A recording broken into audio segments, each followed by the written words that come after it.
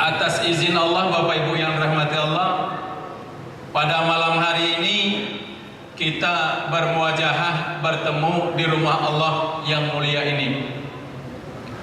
Tentunya saya berharap dan berdoa mudah-mudahan pertemuan kita malam hari ini di rumah Allah yang mulia ini menjadi asbab, menjadi bagian dari sebab kita bahwa kelak kita akan dipertemukan oleh Allah dan akan disatukan oleh Allah Subhanahu wa taala bersama Rasulullah sallallahu alaihi wasallam. Amin ya rabbal alamin. Bapak-bapak dan ibu-ibu yang dirahmati Allah, saya malam hari ini minta duduk karena memang saya lihat panitia sudah menyediakan tempat duduk, Pak Haji. Karena terus terang kalau pengajian itu kadang-kadang posisi berdiri itu mempengaruhi suasana. Kalau duduk ini bapak-bapak sekalian kelihatannya kita serius banget, dan insya Allah serius. Sebab yang namanya Nadir Sahawari itu di mana-mana dia ceramah, saya tidak pernah berniat keluar dari rumah Bapak Ibu. Saya tinggalkan anak saya di rumah bersama orang tua kami di metro dalam keadaan hujan. Tadi berangkat bersama istri saya ada di belakang.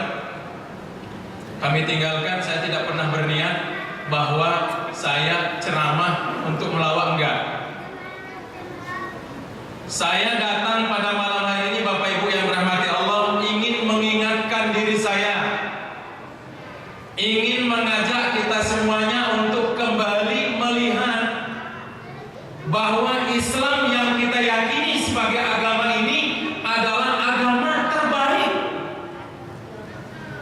bahwa Rasul yang diutus oleh Allah buat kita Rasul terbaik, bahwa syariat yang dipilihkan oleh Allah buat kita terbaik, dan umat yang dipilih oleh Allah SWT untuk membawa risalah Rasulullah Sallallahu Alaihi Wasallam adalah umat terbaik.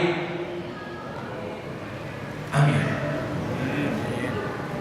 Pertanyaan mendasarnya Bapak Ibu yang dirahmati Allah, sudahkah kita menyadari bahwa kita ini adalah umat yang baik,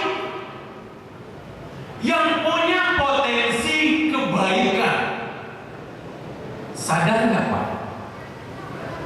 Nyadar nggak Bu kita? Iya. Kenapa demikian?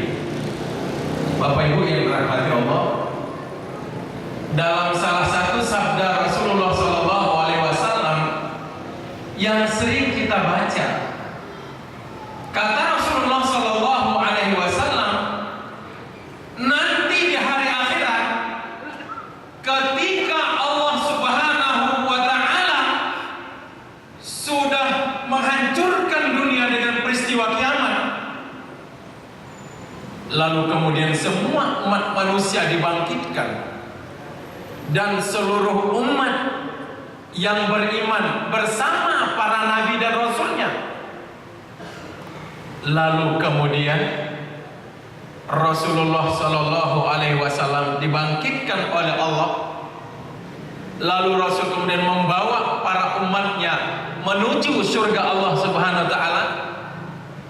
Pada saat Nabi sampai di depan pintu surga, malaikat penjaga surga bertanya, siapa Anda? Kata Muhammad Sallallahu Alaihi Wasallam, saya Muhammad Sallallahu Alaihi Wasallam. Jawab malaikat penjaga pintu surga, bika umirna Allah naftaha qablaka li ahad. Dengan namamu wahai Muhammad, aku telah diperintahkan oleh Allah Subhanahu wa taala untuk tidak membukakan pintu surga buat siapapun sebelum engkau bersama dengan umatmu masuk terlebih dahulu. Subhanallah. Bapak Ibu sekalian, apa tidak bangga kita dengan Rasulullah Sallallahu Alaihi Wasallam yang walaupun beliau adalah akhirul anbiya, nabi terakhir, umat terakhir, tapi ternyata kalau sudah urusan masuk surga, kita paling duluan dapat jatah. Enak gak Bu? Dapat jatahnya duluan, padahal datangnya terakhir. Kenapa? Pasti Muhammad Sallallahu Alaihi Wasallam dan umatnya ini adalah nabi dan umat yang istimewa. A'udzu billahi minasy syaithanir rajim. Bismillahirrahmanirrahim. Kuntum khayra ummatin ukhrijat linnas ta'muruna bil ma'ruf wa tanhauna 'anil munkar wa tu'minuna billah. Subhanallah. Ternyata Bapak dan Ibu yang rahmati Allah, kemuliaan Rasulullah dan umat Nabi Muhammad Sallallahu Alaihi Wasallam bukan karena kita adalah orang yang paling menguasai dunia, bukan. Bukan karena kita paling banyak kekayaan di dunia, tidak. Tetapi kata Allah Subhanahu wa taala, kuntum khaira ummatin ukhrijat linnas. Kalian wahai Muhammad sallallahu alaihi wasallam dan para umat Nabi Muhammad adalah manusia-manusia terbaik. Ukhrijat linnas, yang pernah diutus oleh Allah buat umat manusia. Ta'muruna bil ma'ruf wa tanhauna 'anil munkar wa tu'minuna billah. Yang membuat kita ini baik Bapak Ibu yang rahmati Allah, tiga. Yang pertama, ta'muruna bil ma'ruf. Masih ada semangat dalam jiwa kita Bapak Ibu yang rahmati Allah untuk melakukan hal-hal yang baik, menyuruh orang lain, mengajak orang lain melakukan hal-hal yang baik.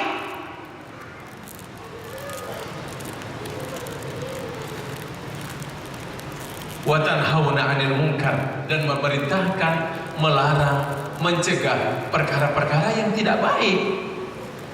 Wa tu'minuna billah, dan beriman pada Allah Subhanahu wa ta'ala.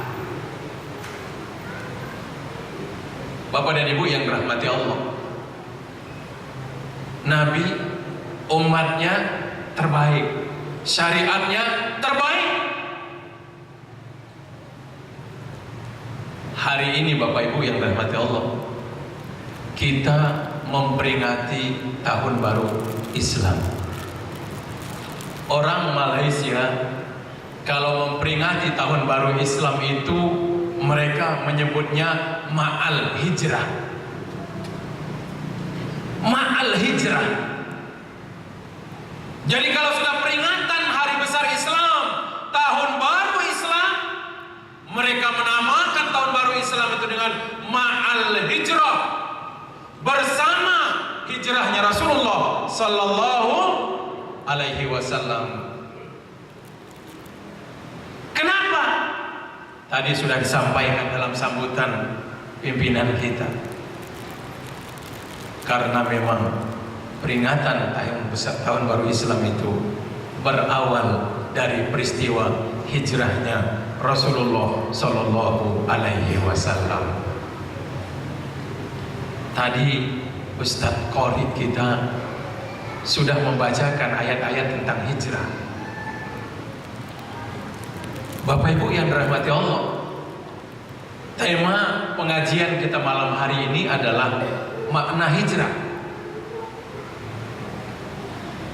Hijrah itu Bapak Ibu yang dirahmati Allah, dari kata jim ro. Hajar, hajaro.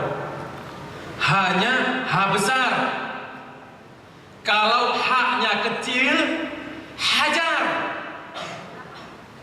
Kalau haknya besar, hajaro, artinya meninggalkan, berpindah, tidak melakukan sesuatu. Itu diantara maknanya.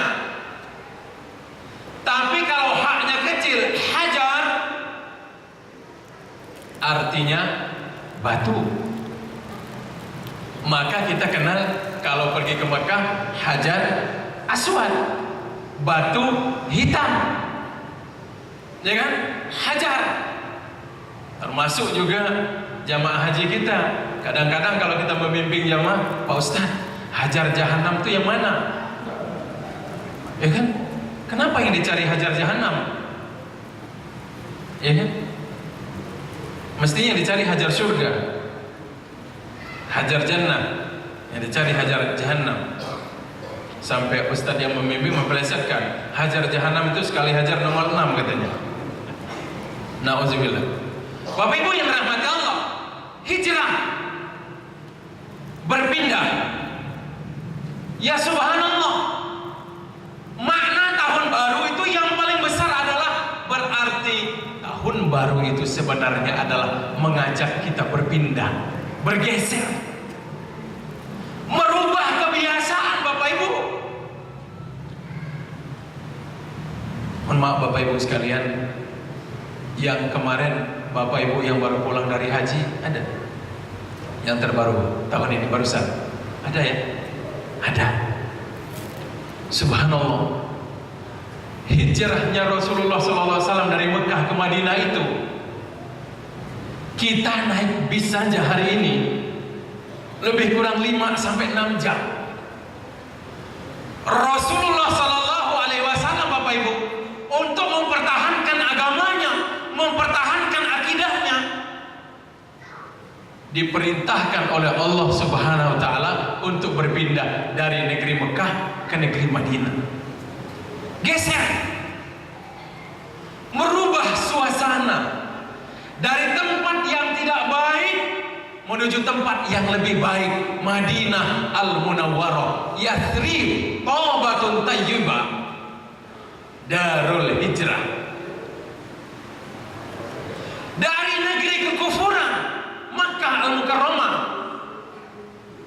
menuju kota yang luar biasa, peradaban, Madinah, kota Munawwarah yang bersinar.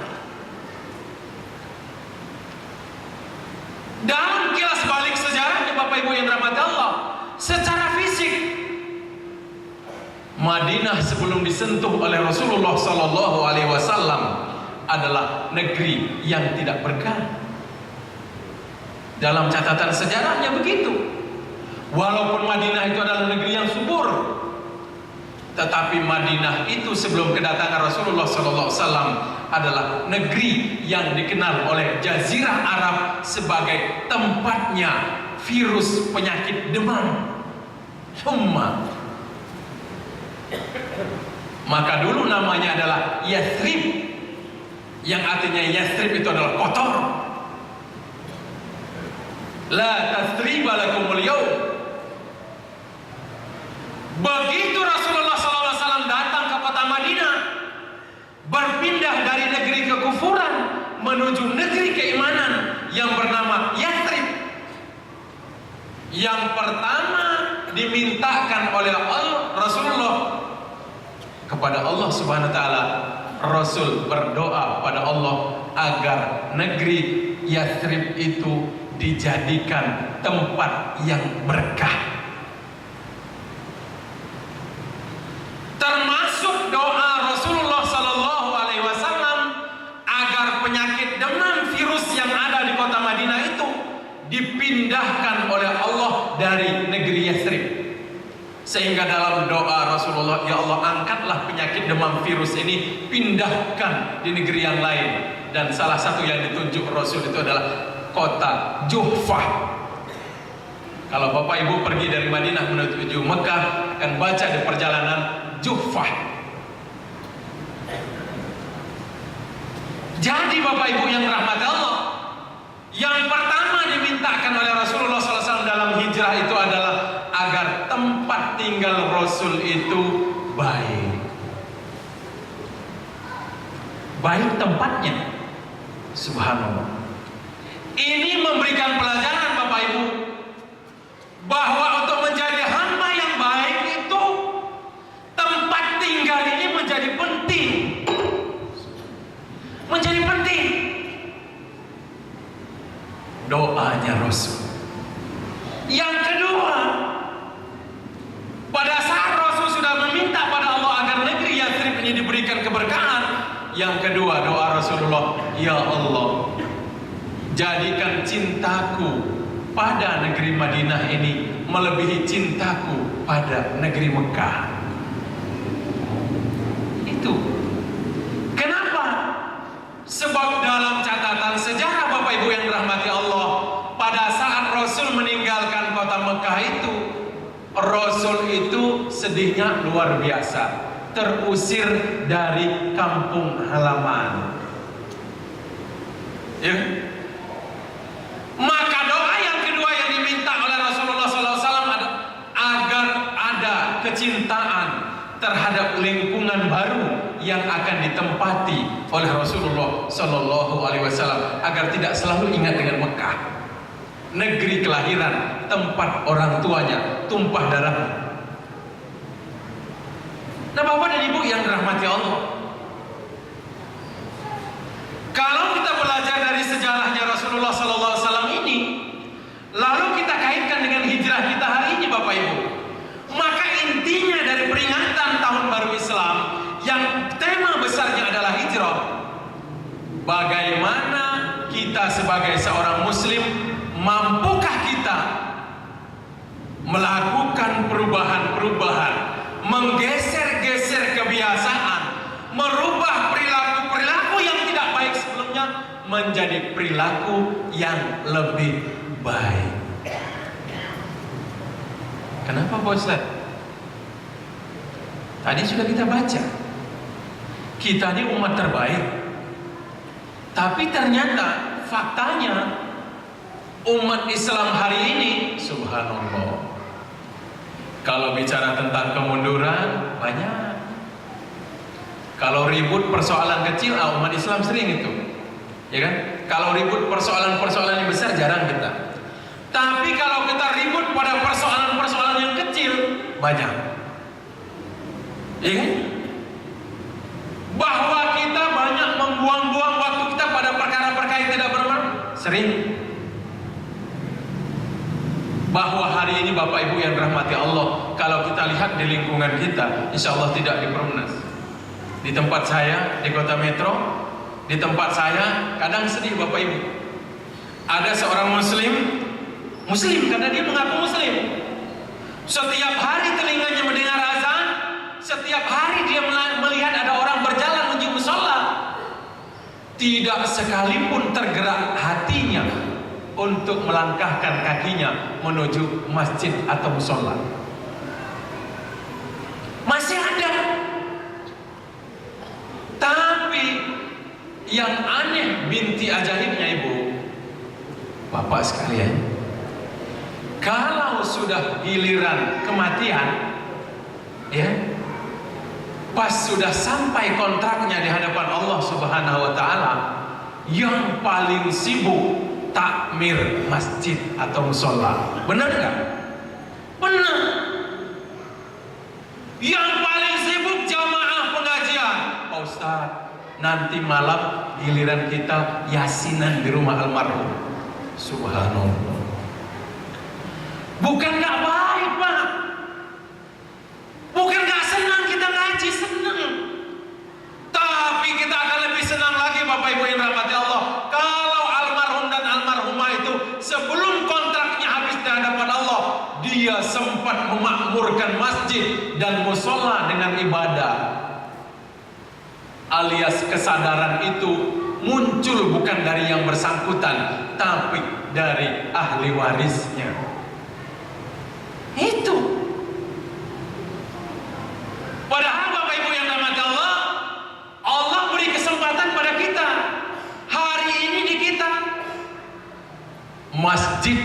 mana-mana. Kita di sini masjid. Sebelah kanan kita ini ada Masjid Al-Bushra ya. Belakang sana ada doa. Saya nggak tahu kalau di sebelah sana. Pasti banyak. Kemarin ketua tamir masjid saya di Yosudadi, Kota Metro, musyawarah, Pak Ustaz, masjid kita rencana membuat menara, anggaran biaya ratusan juta. Saya wakil ketua, beliau ketua. Saya bilang, Pak Ustaz, Pak Haji, saya tidak setuju buat menara masjid. Kenapa? Sebab menara ini nanti yang kesekian kali. Yang paling utama, bagaimana supaya masjid ini nyaman.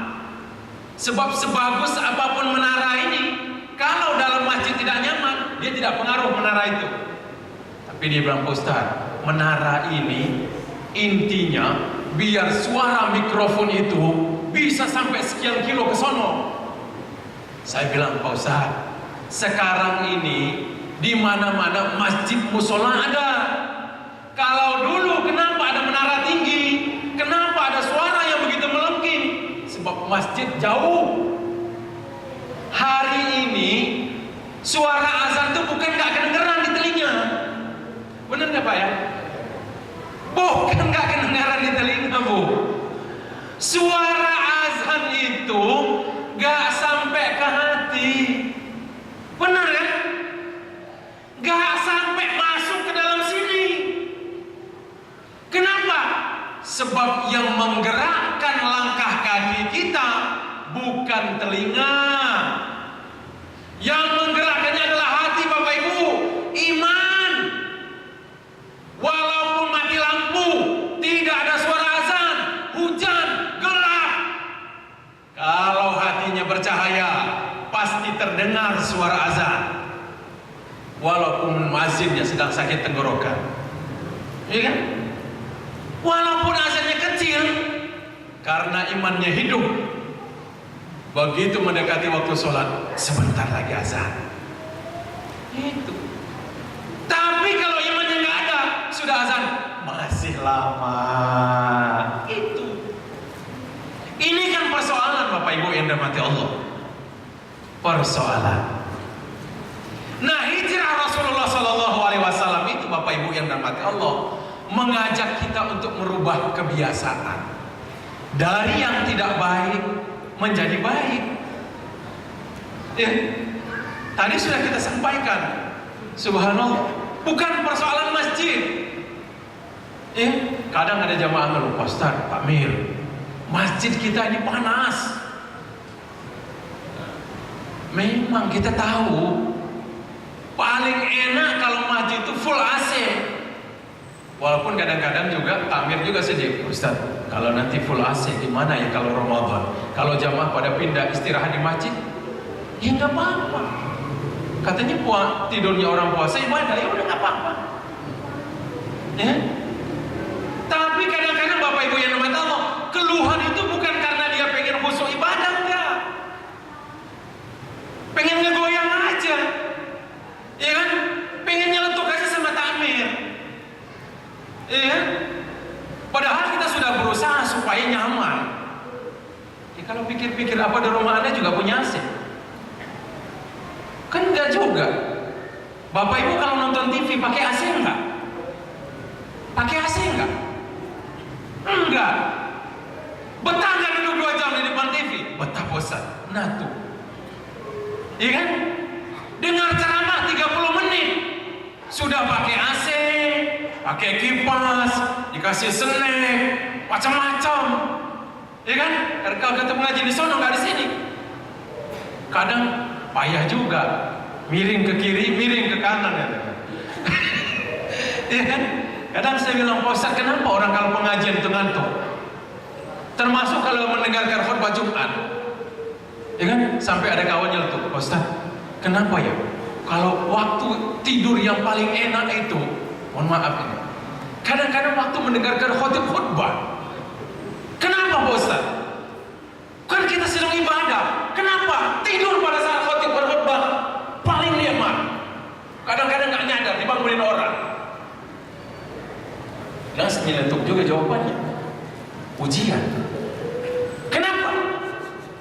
Kita ambil hikmahnya saja. Kata Rasulullah SAW, kalau orang pengajian itu kan malaikat turun kan Pak ya? Mastama'a qaumun fi baitin min buyutillah. Tidak ada satu kaum yang duduk dalam satu tempat berzikir kepada Allah terus dalam hal itu kecuali Allah kemudian menurunkan malaikat, menurunkan ketenangan, diberikan rahmat, disebut-sebut oleh Allah di atasnya. Nah, malaikat itu kata Rasulullah SAW, kalau hadir dalam majelis ilmu, malaikat kalau dia lagi bahagia, jadi senang, itu kan malaikat kan zi'ajniha, malaikat itu bersayap. Al-Quran yang bilang surat Fatir, uli ajnihatin masna wa thulatha wa ruba. Malaikat itu kata Allah memiliki sayap uli ajniha masna wa thulatha wa ruba, 2, 3 atau 4 sayapnya. Nah, kalau malaikat itu lagi bahagia, senang, sayapnya itu digerak-gerakkan, dikipas-kipas. Nah, jadi kalau pas kita lagi pengajian tuh Bapak Ibu kok agak ngantuk gitu kan, berarti si bapak itu dan si ibu itu sedang dikipasin oleh malaikat. Teruskan tidurnya, lanjutkan. Ya kan? Malaikat loh ini pas. Ya kan? Nah, Bapak Ibu yang dirahmati Allah, merubah kebiasaan dari yang tidak baik menjadi lebih baik. Kenapa ini perlu dilakukan Bapak Ibu yang dirahmati Allah? Sebab kata Rasulullah SAW, khairun nas anfa'uhum linnas. Sebaik-baik manusia adalah yang paling banyak manfaat. Bukan yang paling besar jabatannya, bukan yang paling banyak hartanya, bukan yang paling banyak pendukungnya, tapi yang paling banyak manfaatnya. Dan kata Rasulullah SAW dalam sebuah riwayat yang sahih, kata Rasulullah, aku tidak pernah melihat perkara yang paling banyak membuat orang masuk surga kecuali husnul khuluq. Perkara yang paling banyak memasukkan seseorang ke dalam surga adalah akhlak yang baik. Bapak Ibu yang dirahmati Allah, saya nggak tahu. Kadang cobalah kita merenung Bapak Ibu. Ini PR kita sebagai orang Islam. Kadang kita malu. Sering kita temukan Bapak Ibu. Sederhana sekali. Saya tiap hari lewat dari Metro ke Karang. Saya sering lewatnya di Gapura Bundaran Raja Basah itu, perbatasan Gapura itu. Maju dikit dari Gapura itu apa coba yang kita lihat pemandangan sebelah kiri di atas trotoar.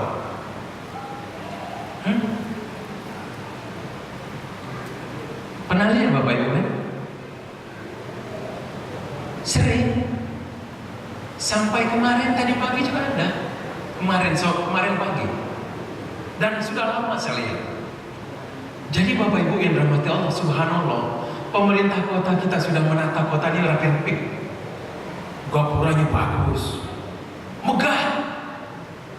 Begitu kita masuk sedikit, di sebelah kiri itu, sebelum tempat tambal ban itu, di atas trotoar yang begitu rapi itu, bergelimpangan, bertumpuk-tumpuk plastik diikat, di dalamnya adalah sampah rumah tangga yang sengaja dibuang oleh oknum yang tidak bertanggung jawab, berniat membuang sampah itu dari rumahnya, dibawa lalu dibuang di situ.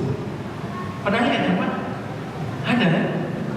Itu contoh kecil di mana-mana. Saya kebetulan Bapak Ibu tinggalnya dekat dengan ledeng. Kami sering ibunya pinggir ledeng. Di mana Ustaz tinggalnya? Di Taman Pinglet. Kira Pinglet itu apa gitu kan? Kayak taman megah, kayak semisal Perumnas W Halim. Nah, Pinglet pinggir ledeng. Pinggir ledeng itu sudah jelas kok. Kalau ada orang tinggal di pinggir ledeng, nggak perlu Karena sudah disiapkan aliran sungai itu adalah tempat membuang sampah. Ya kan? Ini sederhana Bapak Ibu. Ada yang lebih radikal lagi. Ada orang bawa mobil bagus. Mobilnya Fortuner, ratusan juta. Tapi kadang-kadang dari mobil yang megah itu, yang mewah itu Bapak Ibu, kita di belakangnya bawa motor, ada yang jalan kaki, ada yang bawa kijang udah tahun 80-an. Dari mobil-mobil yang mewah itu keluar tuh dari jendelanya, ada sampah, ada tisu, kadang ada pampers anak keluar, ada kulit kacang, ada bonggol jagung itu keluar. Subhanallah.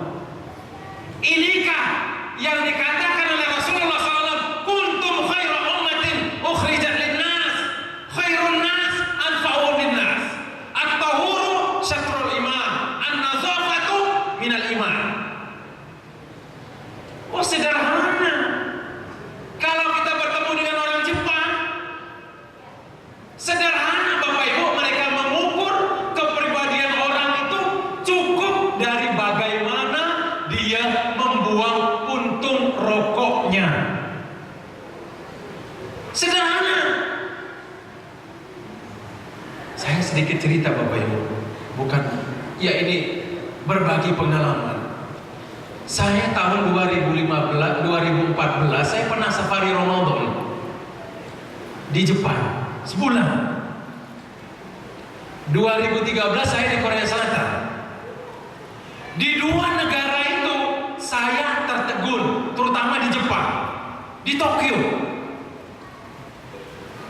Tokyo itu jumlah penduduknya, saya tanya dengan warga kita yang tinggal di sana, 20 juta Pak Ustaz. 20 juta di Tokyo. Jumlah penduduknya hampir sama dengan jumlah penduduk yang ada di Jakarta di siang hari. Tapi subhanallah, kita tidak menemukan sampah. Kita tidak menemukan ada orang nyebrang di jalan raya kalau bukan di tempat penyeberangan khusus. Dan setiap malam saya keluar, karena dari pengajian saya keluar melalui lorong-lorong yang ada di kota Tokyo, tidak menemukan satu orang pun yang duduk-duduk nongkrong, apalagi main gitar, apalagi main gaplek. Saya tanya sama warga kita, kemana warga Tokyo di malam hari? Apa tidak ada mereka yang nongkrong-nongkrong, main gitar, menghabiskan waktu? Jawab warga kita, tidak ada Pak Ustaz. Waktu mereka terlalu berharga untuk dihabiskan untuk hal-hal yang tidak bermanfaat. Sampah mereka sudah diatur Pak Ustaz. Hari Senin itu sampah basah, sampah kotoran rumah. Hari Selasa sampah-sampah plastik. Hari Rabu sampah-sampah yang besar. Dikeluarkan di luar jadwal yang sudah ditentukan, tidak diangkut oleh petugas. Sampah yang diangkut tadi, yang dikumpulkan, ditaruh di pabrik, diolah jadi energi listrik. Dan pabrik sampahnya itu saya sudah kunjungan, sudah masuk. Subhanallah, bersih luar biasa, tidak ada secuil asap pun keluar dari pabrik sampah itu. Inilah yang dulu dikatakan oleh ulama kita, ada Islam tanpa Muslim, dan ada Muslim tanpa Islam. Nah, kita mau pilih yang mana Bapak Ibu? Kenapa di negeri kita yang mayoritas Muslim tadi masih susah? Kembali, makna hijrah ini perlu kita perdalam, merubah kebiasaan, bergeser, geser dari kebiasaan-kebiasaan yang tidak baik menjadi yang lebih baik, mulai dari yang terkecil. Maka ciri seorang muslim yang baik itu, kata para ulama, yang pertama mudah melakukan amal baik, gampang melakukan amal soleh. Jadi kalau orang yang baik itu, kata para ulama kita Bapak Ibu, cirinya pertama gampangan melakukan amal baik, enteng, ya kan? Subhanallah Bapak Ibu. Di Masjid Nabawi itu, perhatikan kalau kita pergi umroh, pergi haji. Begitu hari Senin, hari Kamis, apalagi di bulan Ramadan, subhanallah, semua berlomba-lomba ingin memberikan buka puasa berupa kurma, roti, dan minuman. Berlomba-lomba.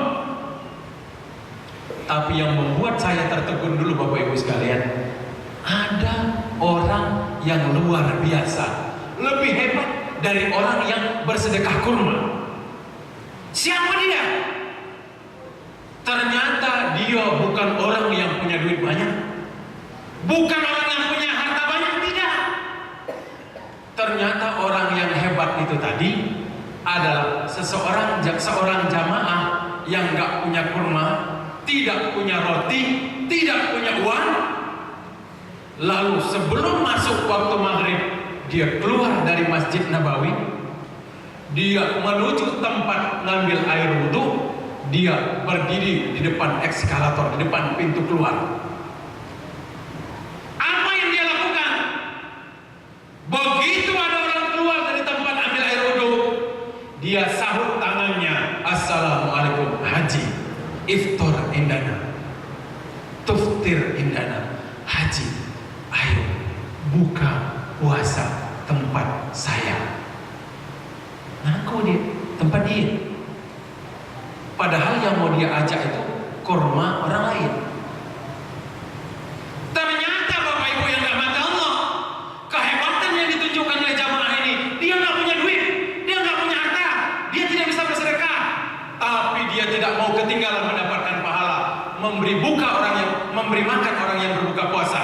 Apa yang dia lakukan? Dia mengajak orang lain untuk berbuka. Subhanallah. Ini kan kita kadang-kadang berpikirnya sederhana Bapak Ibu. Begitu datang kotak infak, bingung kita. Subhanallah. Ini yang mau dicabut yang kecil atau yang besar? Ya kan? Masih alhamdulillah masih bisa mikir. Ya kan? Mau cabut yang besar apa yang kecil? Masih ada yang bisa dicabut. Coba kalau masih gak bawa dompet, mau cabut yang mana coba? Kopiah? Memang yang diedarkan kadang-kadang kopiah. Dan kalau dalam masjid-masjid taklim kecil, kadang-kadang karena darurat kopiahnya dibuka, diederin. Jadi belajar dari jamaahnya ini tadi Bapak Ibu, dia tidak bisa bersedekah, tapi dia bisa mengajak orang lain untuk mendapatkan pahala. Akhirnya apa kata Rasulullah? Man dalla ala khairin falahu mithlu ajri fa'ilihi. Subhanallah.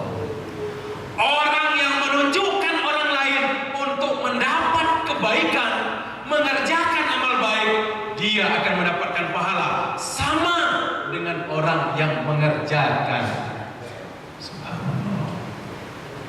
Kalau begitu mestinya kita ini, para kiai, alim ulama, para ustaz, haji, hajah, jamaah majlis taklim, seluruh jamaah majlis taklim dan seluruh jamaah pengajian, mestinya kita ini secara perlahan-lahan, kalau tidak bisa memberi, paling tidak bisa mengajar.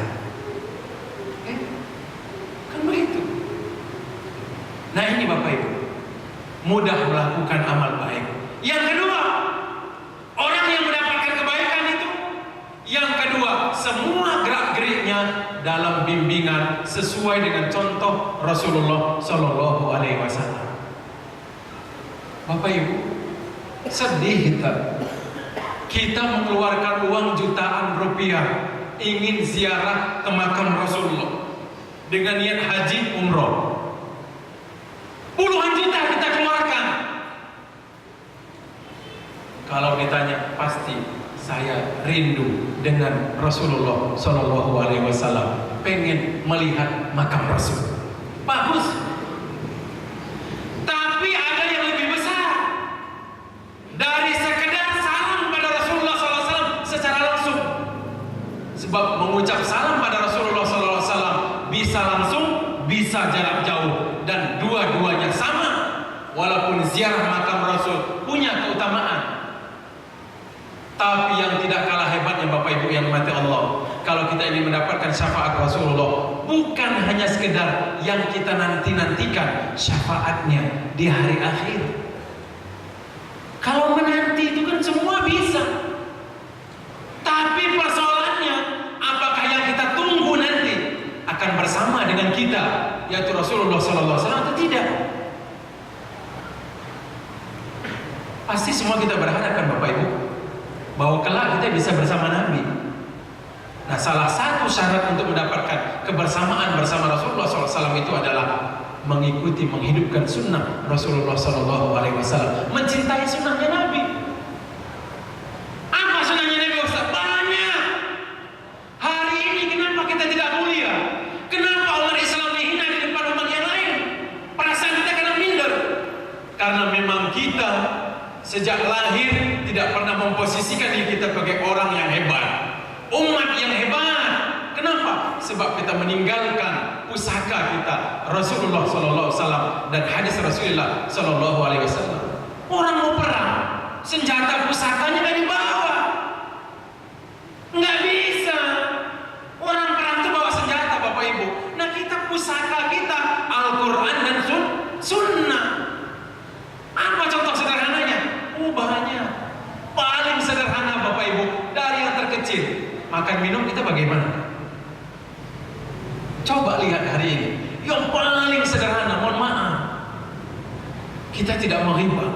Kadang-kadang yang kita ustadkan, yang kita kiaikan, yang kita panuti, yang kita tokohkan, kalau sudah bicara dengan sunnahnya Rasul, kadang-kadang yang kecil-kecil tidak anggap sangat kecil, bahkan tidak terlihat. Tapi di mata Rasulullah yang kecil itu besar. Makan minumnya bagaimana? Apakah dia minum, makan pakai tangan kanan? Ini sunnahnya Nabi Bapak Ibu, ya, yang sudah ditemukan oleh orang khasiatnya, manfaatnya bagaimana dari segi kesehatan. Subhanallah. Sunnahnya Rasul, makan minum menggunakan tangan kanan. Walaupun ada alat bantu, monggo silakan. Tapi tangan kanan, sunnah Rasulullah Sallallahu Alaihi Wasallam. Bagaimana mungkin kita akan mulia di hadapan umat yang lain? Sebab begitu kita makan minum, yang kita angkat tangan kiri begini. Apa kata orang Barat tuh? Orang Islam, nabinya menyampaikan sunnahnya adalah tangan kanan, mereka melanggar sunnahnya Muhammad Sallallahu Alaihi Wasallam. Dari yang kecil, Rasul itu semuanya dimulai dari kanan. Karena Rasulullah SAW yuhibbut tayammun fi kulli syai', kata para ulama. Rasulullah mencintai segala sesuatu itu dimulai dari kanan. Ya, kanan. Coba lihat di orang Arab, dia jalan di jalur di mana coba? Kanan. Supirnya sebelah kiri. Iya kan? Kita jalurnya kiri, supirnya kanan. Mereka jalan aja ngikut sunnahnya Nabi. Tapi jangan coba-coba kita besok jalurnya di kanan ya, mohon maaf. Nah, ada lurah kita panjang urusan gitu, ya kan? Masih ada yang lain. Ini kecil-kecil begini, tapi ini penting Bapak Ibu. Kadang kalau kita mengukur konsistensi seseorang terhadap sunnahnya, lihat aja, begitu dia makan kayak mana, ya kan? Begitu dia makan set gitu. Kalau begitu dia pegang gelas, tertahan sedikit, baca tangan kanan. Iya, sunnahnya Nabi loh, ya kan? Itu yang kedua. Yang ketiga, pergaulannya baik. Bapak Ibu yang dirahmati Allah, umur kita ini terbatas, ya, terbatas. Saya sedih kadang lihat ada orang tua sepuh. Pernah di lingkungan saya Ada seorang bapak, umurnya sudah 70 tahun lebih. Jalan aja Bapak Ibu, mohon maaf, jalan keluar dari rumah menuju tempat itu sudah pakai tongkat. Kemana coba dia jalannya? Sudah kakinya itu 3, jalannya sudah nggak tegak, goyang sudah begini. Tapi kalau diajak kawannya main gaplek, ya Allah, dari jam 8 malam, apalagi di bulan puasa, sampai jam 3, padahal jalannya sudah begini. Ya Allah, tongkat itu kan peringatan bahwa kita ini sudah tidak lama lagi roboh. Kira-kira begitu.